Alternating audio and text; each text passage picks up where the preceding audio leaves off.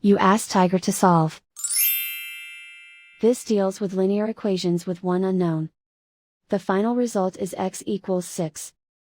Let's solve it step by step. Simplify the expression.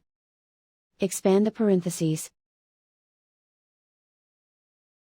Multiply the coefficients. Simplify the arithmetic. Group all constants on the right side of the equation. Subtract 10 from both sides. Simplify the arithmetic.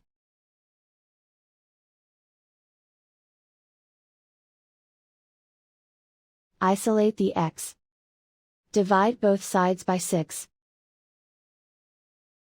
Simplify the fraction. Find the greatest common factor of the numerator and denominator. Factor out and cancel the greatest common factor. And so the final result is x equals 6.